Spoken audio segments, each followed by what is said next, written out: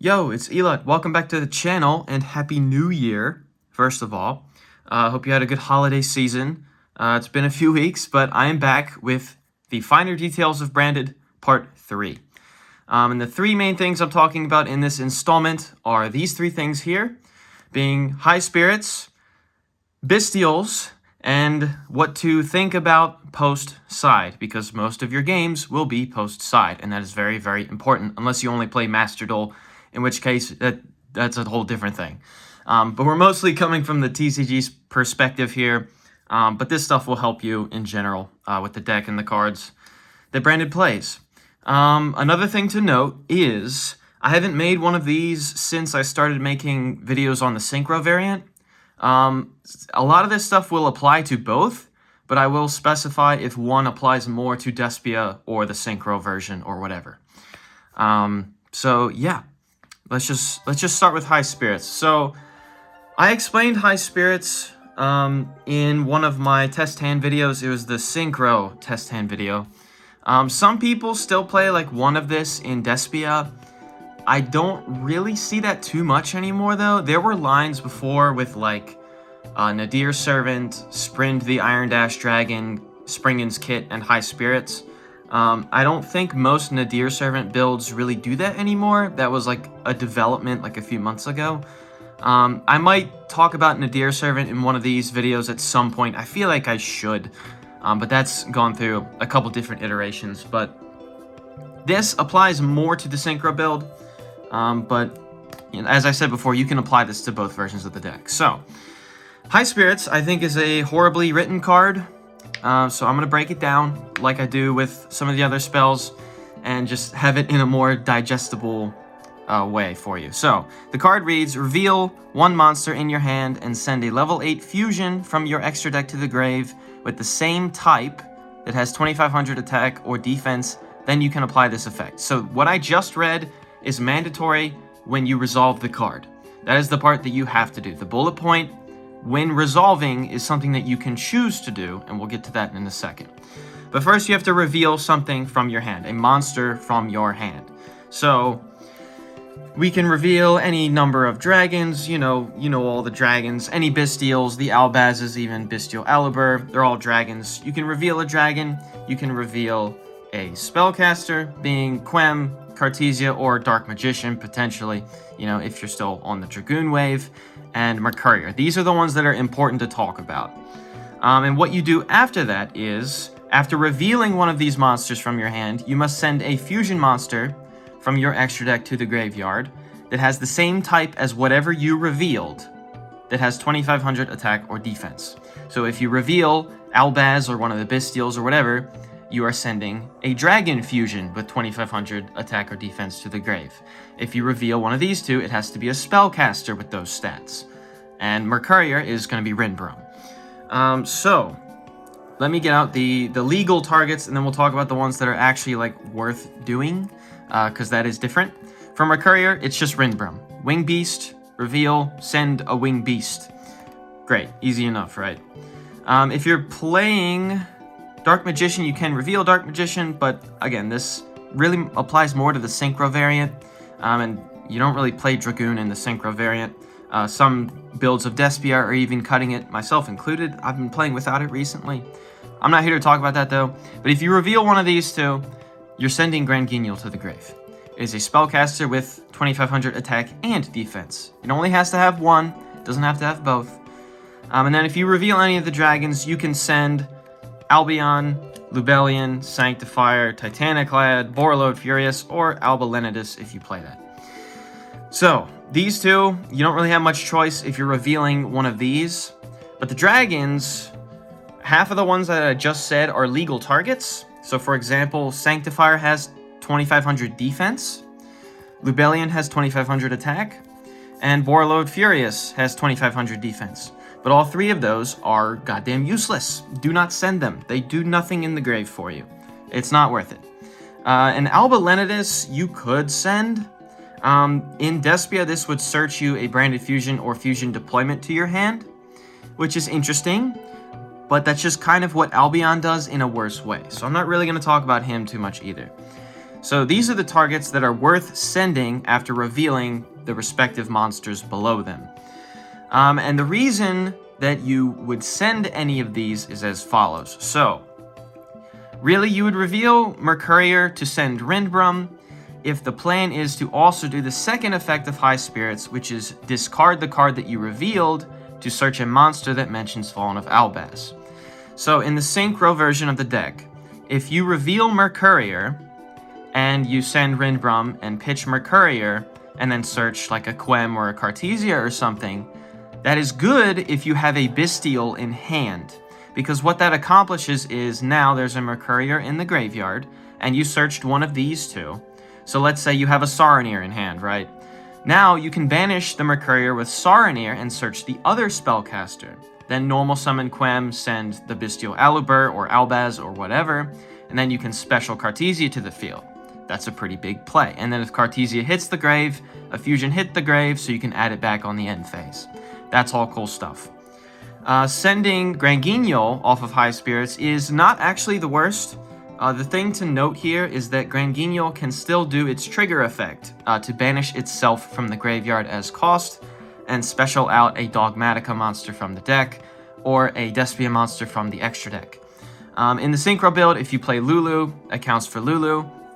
If you play Queritus in Despia, which you should, then that counts for that. And in both builds, that counts for Quem. So sending this to the grave isn't the worst thing in the world.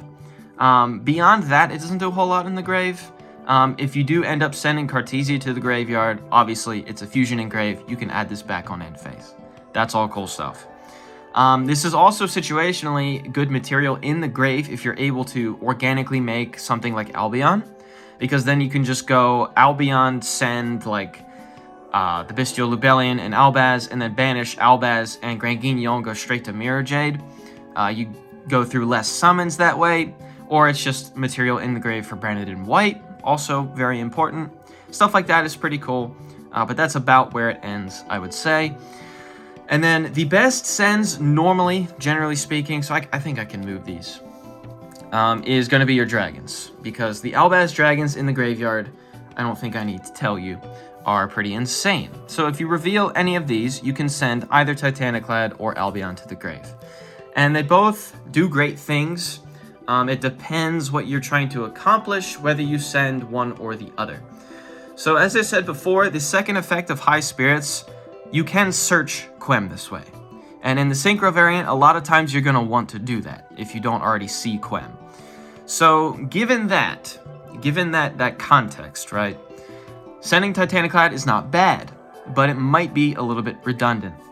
What is nice about sending Albion instead is if you're searching Quem with this, and let's say you only have access to either like one Bystial or like maybe it's just the Bystial Lubellion or whatever, if you go through your play in the Synchro build and you can either get Branded Regained or Branded Beast onto the field through your Bystials, but not both, what you can do is just prioritize Regained through the Bystial Lubellion, and then on end phase, if you would like, you can set the Branded Beast through Albion. If you have, a couple Bystials in the rotation, if you're able to make Dispotter, etc., that's all cool stuff. That's one application. But in general, Albion does the things that Albion normally does. This is a Branded in Red searcher on end phase. This is a Retribution set on end phase. Whatever you'd like. That's always really good. And then Titaniclad, if you have no shortage of Bystials, but maybe you're going a little bit more minimal, maybe you're just kind of going for the back row and seal and stuff like that, sending Titaniclad is nice because then you can search Quem on the end phase and special summon it through his effect. And that way you have like an Albaz disruption as well as seal and your Bystials and, your back row pops and all that sort of stuff. So they're both very good. Typically, revealing a dragon is going to be the best option if at all possible. But part of the reason I was thinking about recently in the Synchro build cutting Rindbrum. And I know that's wrong. Just hear me out for a second. I know that's wrong. But it was mainly because I only play one Mirror Jade in the Synchro build. So it's not always the most important thing to be shotgunning Albazes from the grave and fusing into more and more Mirror Jades if they clear one. But just revealing Mercurier for high spirits with a Bystial in hand is already pretty crazy. And if I don't play Rinbrom, I can't do that. So, you know, like I said, I know it's wrong, so I won't do it. But, you know, that's crazy. Revealing Mercurier for Rinbrom can actually be pretty interesting. So yeah, and then I guess just to reiterate or to elaborate a little bit more, what do you search off of high spirits if you do the second effect? Because you don't have to do the second effect if you like your hand and you're fine with it. You know, you don't always have to do that. A lot of times you're going to want to, though. So, if you reveal something like an Albaz or a Saronir, pitching them to search something else can oftentimes just be the better play. Because Saronir, when he hits the grave, can send either a branded spell or trap or another Bystial. And if you don't have Lubellion in the rotation, you might want to do that. And same with Albaz. If you have like Cartesia in hand and you'd like to special summon it afterward, you know, depending on what's in your hand and all that, that can be kind of nice too. You get a fusion in the grave, free special summon of Cartesia, that's all cool stuff. But usually in the Synchro version, if you are pitching to search a different Albaz monster, you're usually going to be searching Quem. Quem, generally speaking, is the best starter, and that's really it. She just does so much. She reborns, she sends things to grave for the Bystial, she's a level 4 tuner, all that cool stuff. The hierarchy below that, I would say, is probably Cartesia if you already have Quem. So, like, let's say if you open, right, and you have, like, Quem, and then, like, 2 Bystials, high spirits, and just something random, like, let's just say you have an Imperm or something stupid. Then what you can do, potentially, is, like, or, sorry, and an Albaz. I forgot to include Albaz. Let's say this is your opening hand, right? You have 2 Bystials, one of the spellcasters, and an Albaz. High spirits, reveal Albaz, send, like, Albion or Titaniclad or whatever you'd like.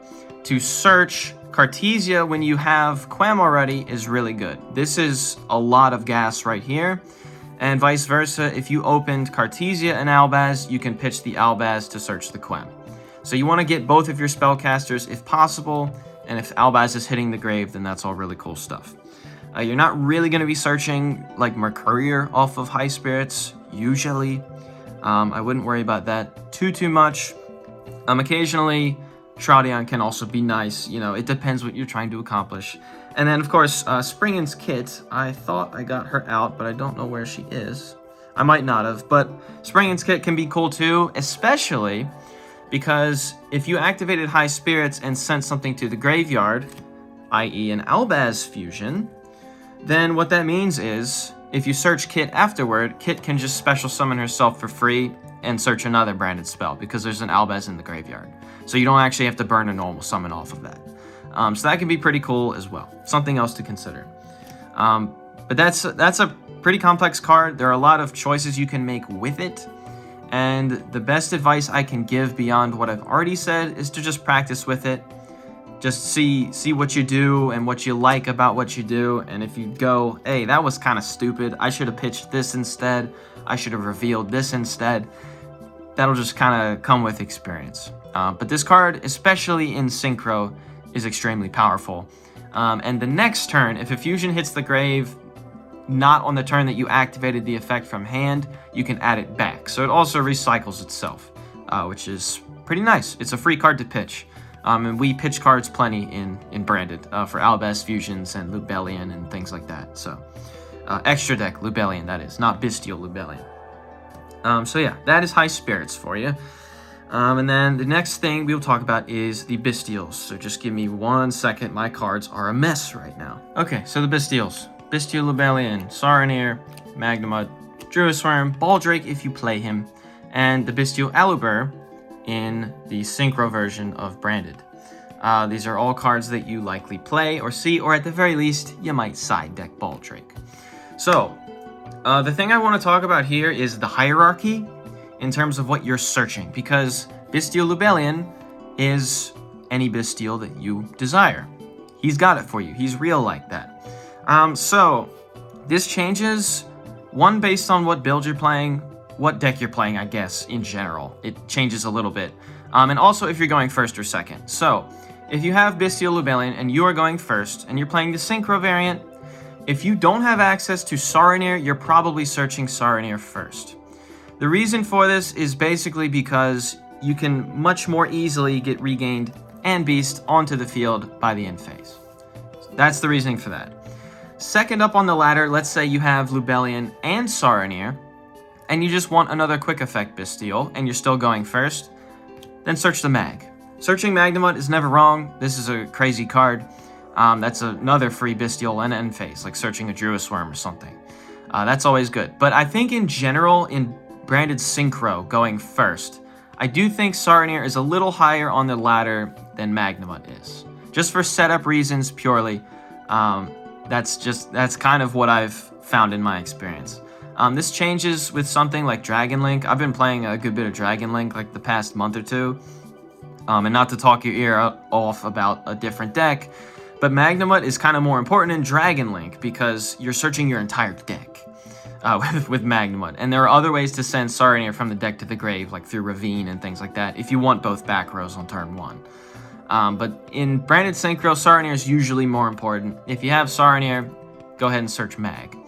Druis Worm is pretty poor for setup. This isn't a Bystial that you necessarily need to see going first, because he just doesn't do anything in the graveyard. He's a level 6 body, you know, he's Synchro material, he's Link material, all that good stuff. But going first, it really doesn't matter. And Baldrake is a very niche play. Again, you're most likely siding Baldrake, you might not even be main decking Baldrake. So this is the hierarchy, generally speaking, in the Synchro variant, going first. The wild card in this is the Bystial Alubur, and the reason you would search the Bystial Alubur through Lubellion is if you are able to get things into the grave for your Bystials to banish, and let's say all you have is your big boy Bystials. This is a level 4 tuner that you can search with the Bystial Lubellion, so you have a normal summon either for Strike or Dragon or to use as Synchro material for Dispotter or what have you, if you didn't open a normal summon or High Spirits to search a normal summon or whatever. So this is a niche sort of play. You have to know when to do it. He's kind of separate from this other hierarchy.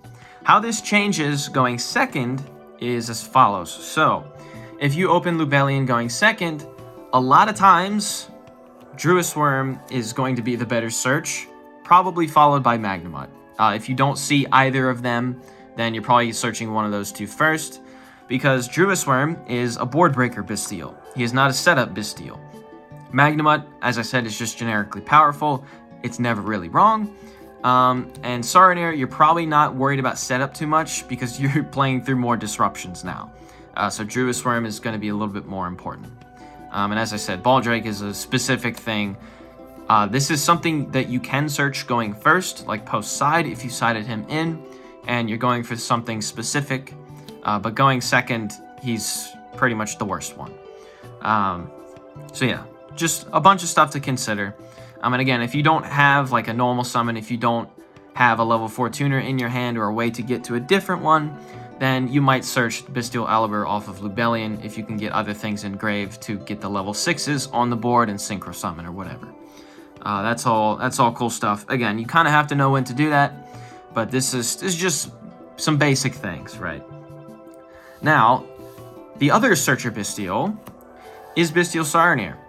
He doesn't search it to your hand, but he sends it to the graveyard. So, as I said before, you can always send branded spells and traps to the grave. And if you place Beast onto the field with Lubellion earlier in the turn, and Saronir hits the graveyard, you can send the Regained, and then on end phase, Face Up Beast will place Face Up Regained from the graveyard. So you get both. That's always a play that you can go for. But if you're not going for that, or you don't need to do that for one reason or another, then what is the hierarchy for what Saronir sends to the grave? So if you don't have the Bystial Lubellion in the rotation, and you have Saronir, and Saronir is hitting the grave, he is priority number 1. You need to get to these back rows if you're playing the Synchro version. If you're playing the Despia version, this doesn't apply nearly as much, because Saronir is probably sending things like Retribution, because you're searching Branded Fusion and all that sort of stuff. But if you're sending Bystials, and you don't have Lubellion in your hand, or you didn't start with it or whatever, he is priority number 1. You got to get to those back rows. Second up, actually, is going to be the Bystial Aluber. And the reason for this is because it's another body to banish, sure, but this is a Fallen of Albaz that Saronir can send to the grave, which means you can special Cartesia from your hand after the fact. That's actually pretty good. If you're not able to send this to the grave via Quem to do the same thing, then Saronir is another way to do this. That way you can get some fusion bodies on the board as well, if you'd like, if you're done synchroing or whatever. Just gives you a lot more options. This is also material in the graveyard for Branded in White, which is really, really cool. It is a valid target for Branded in Red, because it counts as Fallen of Albaz in the graveyard, but just keep in mind, if you do that, as soon as he adds back to your hand, he is no longer Fallen of Albaz. He is now the Bystial Aluber again. So it's a legal target, you can activate it, but unless you hard Jew like an Albaz, don't plan on making an Albaz fusion that way. That won't work. But this is situationally a very good thing to send. And then beyond that, sending any of the other 3 is fine. If you already have your back rows set up and you just need more bodies to reborn through regained, then you can go for any of these. You probably want Magnamut or Druis first. Druis, if you have Beast on board and you just want the 2-for-1 pops after reborning it, that's great. Mag searches on end phase. Both are good, situationally, whatever you like. And again, Baldrig, situational. You gotta know what you're doing with that one. But it can be correct. It can be correct if you are playing the card. Okay, so I think that is mostly what I need to talk about for the Bystials. The last thing I guess I'll just mention here, just real quick if you haven't heard me say it yet. If you're only able to get to one of these in Synchro Branded, you prioritize Regained. That's pretty much all I need to say. Beast is nice. The reason you would choose Beast instead of Regained is if you had to go a Branded Fusion line, and the only Bystial that you have in the rotation is Lubellion. And let's say you tribute your Albion on field for Lubellion and you have no other Bystials in the grave to reborn off Regained anyways. Maybe you just want Beast instead. You know, you got your Mirror Jade, you got Granguignol, and you just place Beast. That's fine too. In Despia, you're probably doing Branded Lost instead, but that's like about the only time I would go Beast instead going first.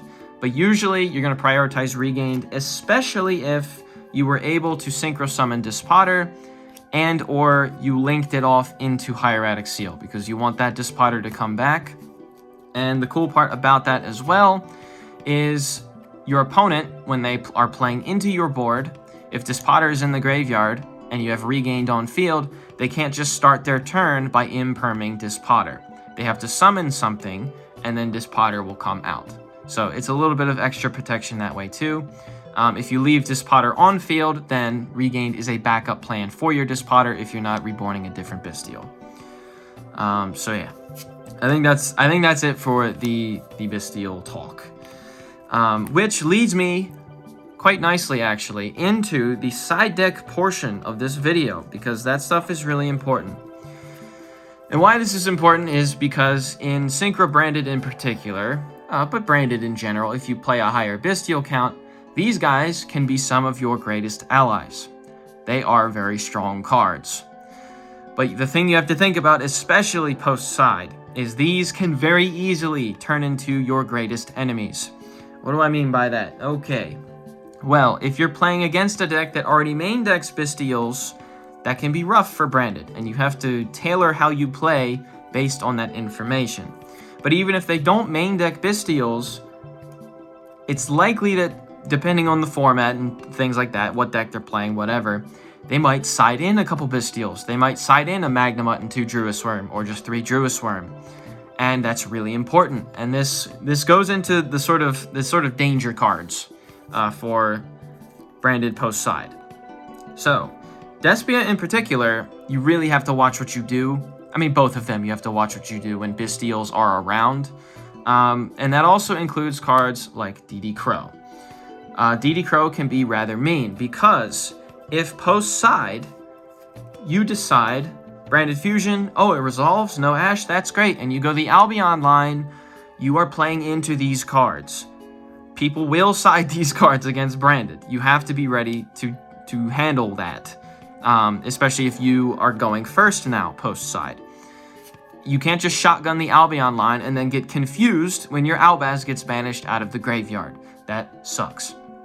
I'll talk about that a little bit more in a bit, which is why post-side, especially if these things are on your mind, the Lubellion line is much safer, because they can banish things out of the graveyard, sure, but Lubellion doesn't care. He doesn't lose them as fusion material, and guess what? They just activated a monster effect, so if you have Thrust or Talents or whatever, they might be eating a card for it. So, some things to consider, right?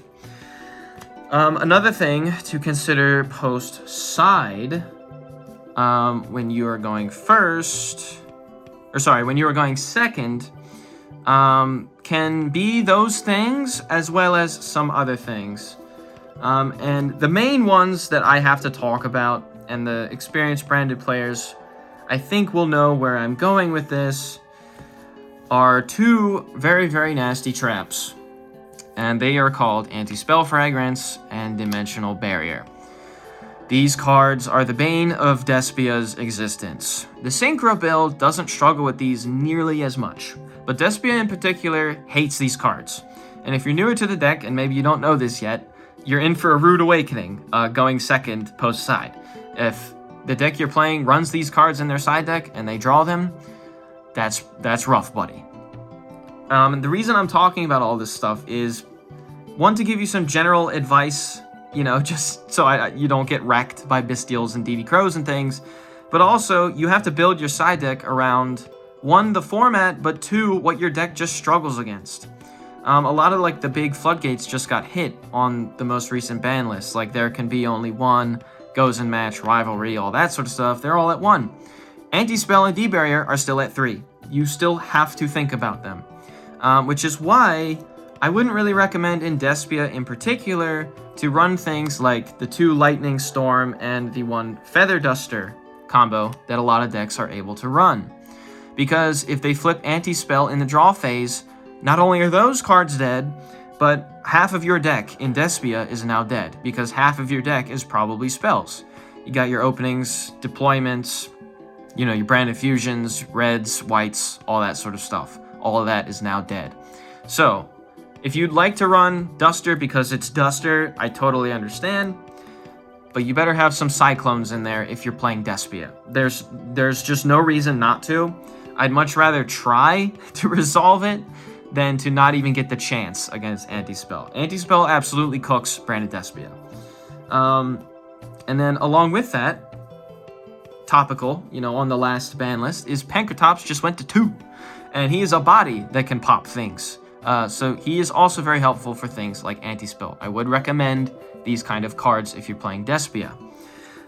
These things aren't bad in Synchro, but the reason Anti-Spell doesn't matter nearly as much in Synchro is not only are you playing much less spells, but more of your deck is actually monsters.